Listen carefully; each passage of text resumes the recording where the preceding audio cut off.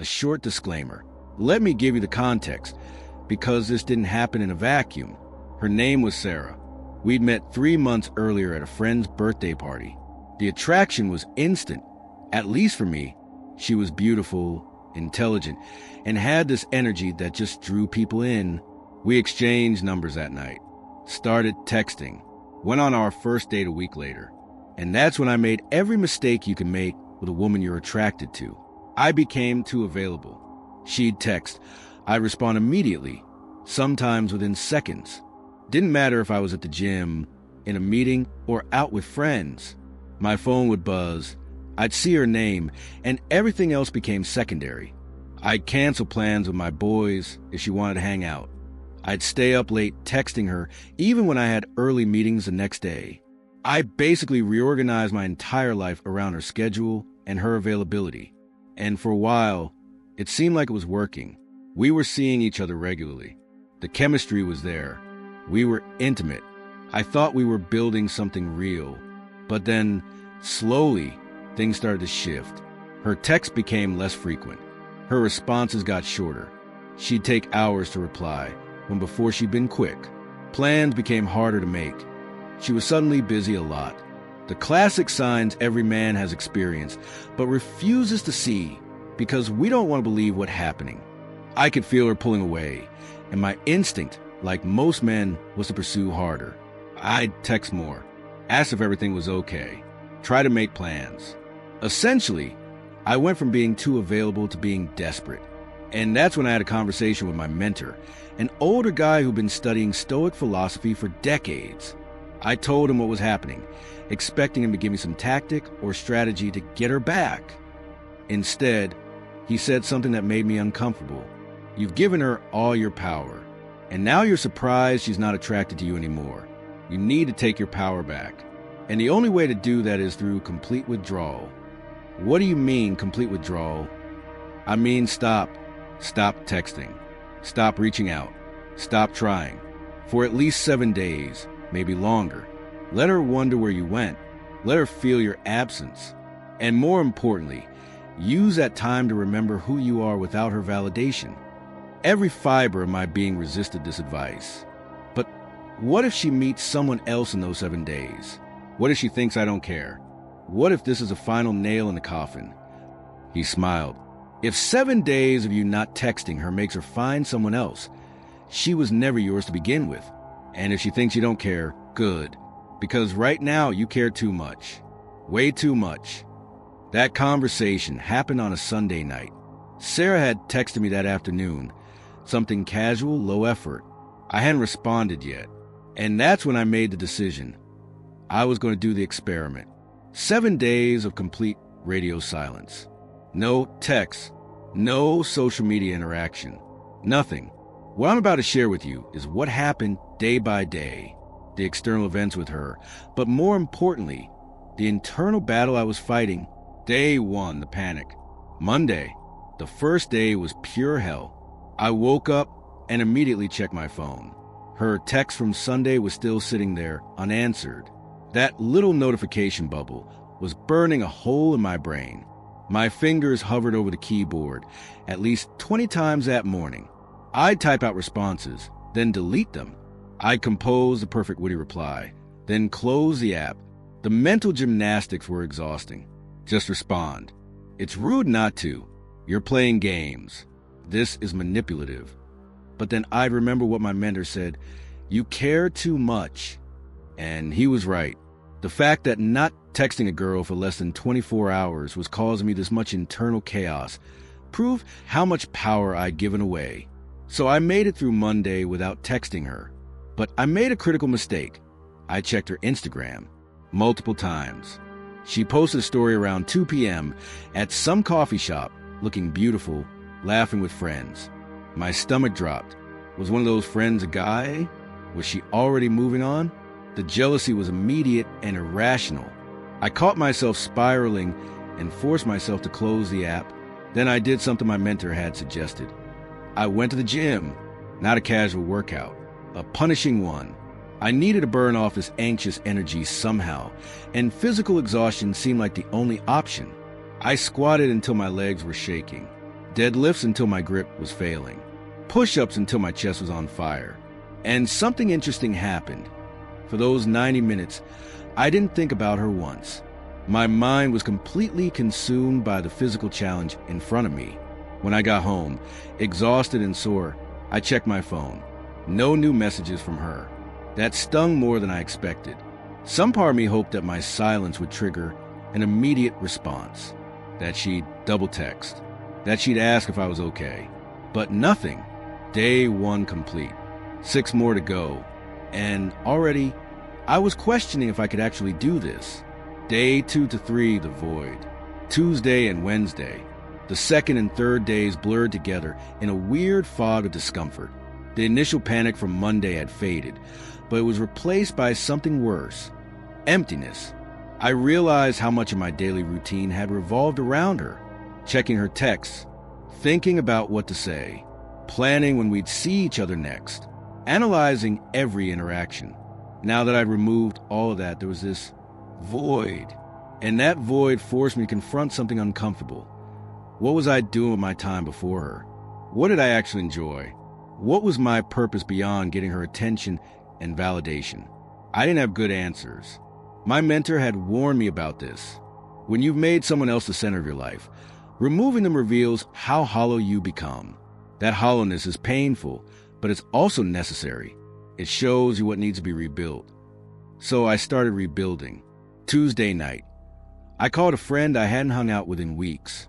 We grabbed dinner, talked about his business, his goals, his life.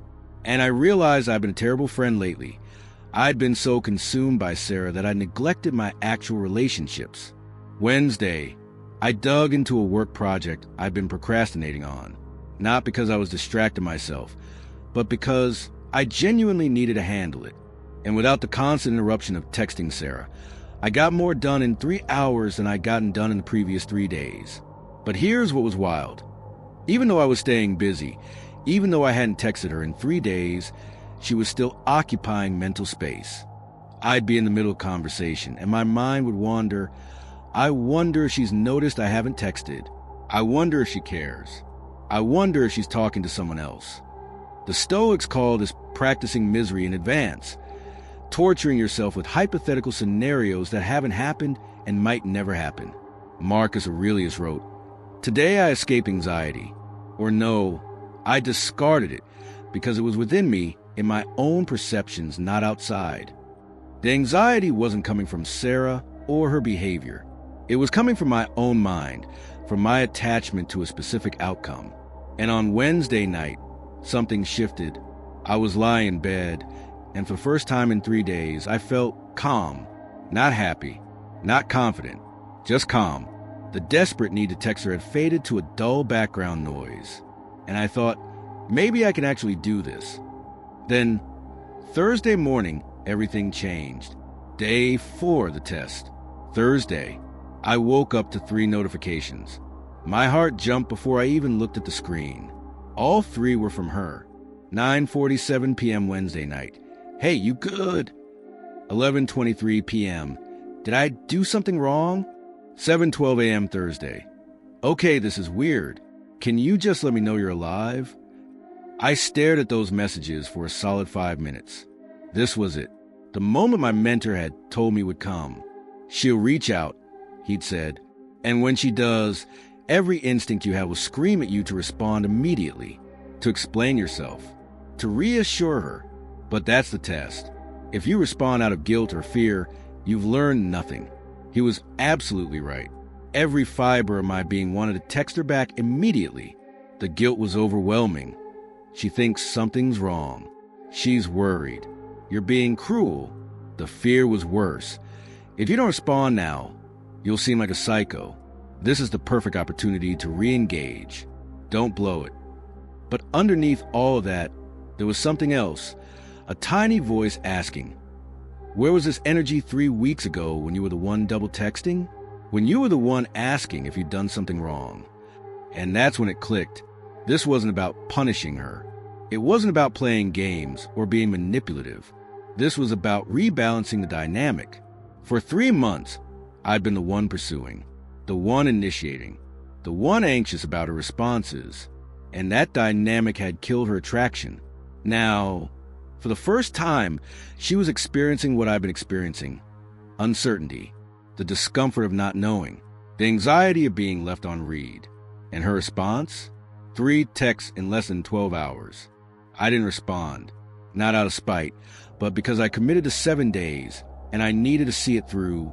Thursday was the hardest day yet, though, because now I knew she was thinking about me, and the temptation to capitalize on that immediately was almost unbearable. I went for a long run that afternoon. 8 miles. I needed to physically exhaust myself to avoid the mental temptation. And during that run, something else happened. I started to feel genuinely good about myself for the first time in months. Not because a woman was texting me, not because I was winning some game, but because I was keeping a commitment I'd made to myself. I was demonstrating self-control. I was choosing my own peace over external validation. That night, I slept better than I had in weeks. Day 5 to 6, the transformation. Friday and Saturday. By the 5th day, something remarkable happened. I stopped checking my phone compulsively, not because I was trying to, but because I was genuinely engaged in my own life again. Friday, I had a killer workout. Hit personal records on 3 different lifts. My body was responding to consistent training I'd finally gotten back to. I had lunch with my business partner, and we mapped out strategy for the next quarter. My mind was sharp, focused, creative in a way it hadn't been in months. That evening, I went out with 3 of my closest friends. We hit a new bar downtown, had great conversation, laughed until our faces hurt. And here's the thing. I didn't talk about Sarah once. Didn't even think about her for most of the night. One of my friends even commented, "Dude, you seem different. Like, you're actually present. What changed?" I didn't really have a good answer for him in that moment. But later, I realized what was.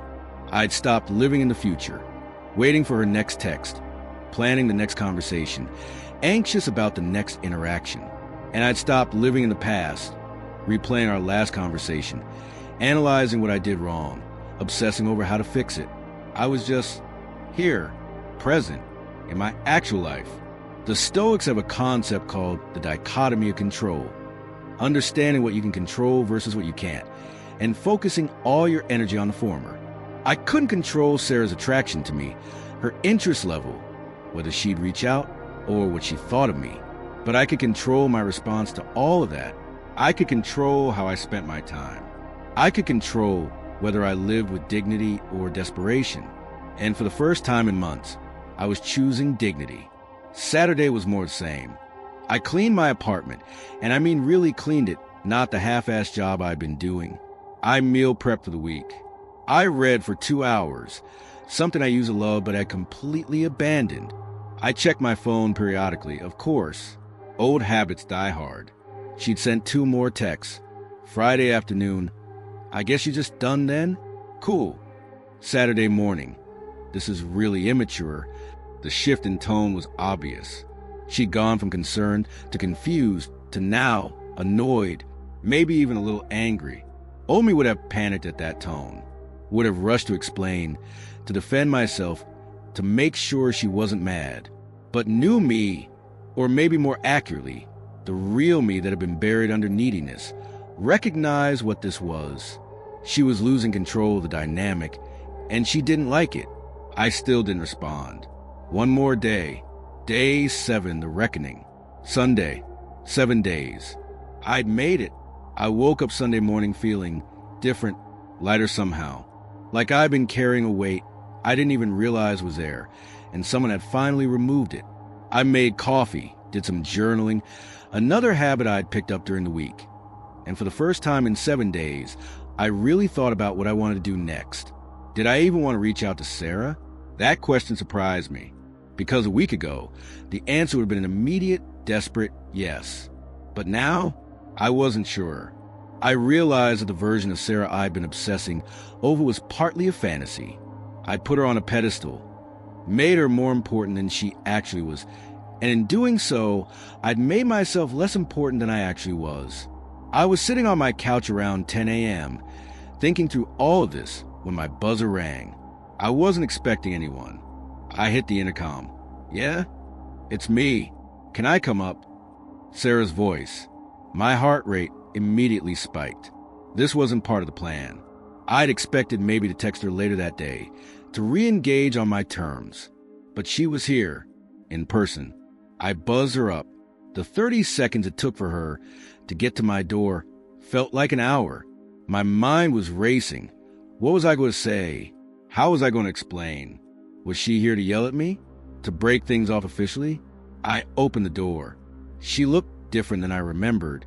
Still beautiful. But there was something in her eyes. Vulnerability? Uncertainty? That I hadn't seen before. "Can I come in?" she asked. "Yeah, of course." We sat on my couch. Awkward silence for a moment. Then she spoke first. "What the hell was that? 7 days? No response? Nothing." Her voice wasn't angry exactly. It was hurt and confused. This was my moment. I could apologize, explain, make excuses. Instead, I told her the truth. I needed space, not from you specifically, but from how I was showing up in whatever this is between us. I realized I'd made you the center of my life, and that wasn't healthy, for me or for us. She stared at me. "So you just disappeared?" Without saying anything. I did, and I'm not apologizing for it, because honestly, I needed to figure out if I was interested in you, or if I was just addicted to your validation. That last sentence came out of my mouth before I'd fully thought it through, but the moment I said it, I knew it was true. Her expression shifted. She wasn't expecting that level of honesty. "And what did you figure out?" she asked quietly. "I figured out that I'd lost myself, that I'd become someone I didn't respect, someone who dropped everything for you, who was always available, who had no boundaries. And that version of me, he's not attractive to you or to anyone, maybe not even to himself." Silence. "Then you're right. I wasn't expecting that." She continued. "When we first met, you were confident. You had your own thing going on. You were interesting. And then..." She paused, choosing her words carefully. "And then you kind of became a lot, always texting, always available. It felt like you didn't have anything else going on except me. And that's not attractive. It's suffocating." Hearing it out loud stung, even though I knew it was true. "So these 7 days," she continued, "I was losing my mind. And I realized I only started wanting you again when you stopped being available. Which is messed up, but it's true." We talked for another hour. Real talk. Honest talk. She admitted that she'd pulled away because my neediness had killed the attraction. I admitted that I'd made her responsible for my happiness, which wasn't fair to either of us. We didn't get back together that day. That wasn't the point. But we both walked away with clarity. And here's the most important part. I walked away knowing I'd be okay either way. The lesson. So what did I actually learn from this 7-day experiment? Lesson 1. Attraction requires polarity. When I became too available, too eager, too accommodating, I eliminated all polarity between us. There was no tension, no mystery, no challenge. And without those elements, attraction dies. Lesson 2. Your value is determined by your scarcity. I'd made myself abundant, always there, always responsive, always available. And abundant things have no value. Scarcity creates value. By withdrawing for 7 days, I didn't become more valuable. I revealed the value that was always there, but that I'd been giving away too cheaply. Lesson 3. You can't negotiate desire. No amount of texting, explaining, trying, or pursuing was going to make Sarah want me more. In fact, all of those behaviors were doing the opposite. The only thing that reignited her interest was my absence. And that's a hard pill to swallow, but it's true. Lesson 4. The person who cares less has the power. This isn't about being cold or manipulative. It's about being grounded in your own value independent of any single person's validation. When I cared too much about Sarah's responses, her interest, her validation, I gave her all the power in the dynamic. When I withdrew and focused on my own life, the power rebalanced. Lesson 5. Silence is the most powerful response. Every instinct told me to explain, to defend, to reassure. But silence did what words never could. It forced her to confront my absence, to question her assumptions, to realize what she was losing. The Stoics were right. Sometimes the most powerful action is inaction. Lesson 6. You have to be willing to lose to win. The entire experiment required me to be genuinely okay with losing her, because if I was doing it to manipulate her into wanting me, it wouldn't work. She'd sense the inauthenticity. The paradox is, the moment I became truly okay with losing her, I became attractive again. So where are things with Sarah now? We're taking it slow, seeing each other occasionally, but I'm also seeing other people, and so is she, and I'm genuinely okay with that, because I learned something more important than how to get a girl back. I learned how to get myself back. The version of me that has boundaries, that has self-respect, that doesn't give its power away to anyone, no matter how attractive they are. Marcus Aurelius wrote, "You have power over your mind, not outside events. Realize this, and you will find strength." Those 7 days taught me that lesson in a way no book or video ever could. If you're in a situation right now where you've given too much, where you're the one always initiating, where you can feel someone pulling away and your instinct is to chase harder, try this experiment. 7 days of silence. 7 days of focusing on yourself. It might not change anything with them, but it will absolutely change something in you. And that's what actually matters. If this story resonated with you, subscribe. Next, I'm revealing what happened 3 weeks later, when Sarah texted me at 2 a.m. That's a whole other story. See you in the next one.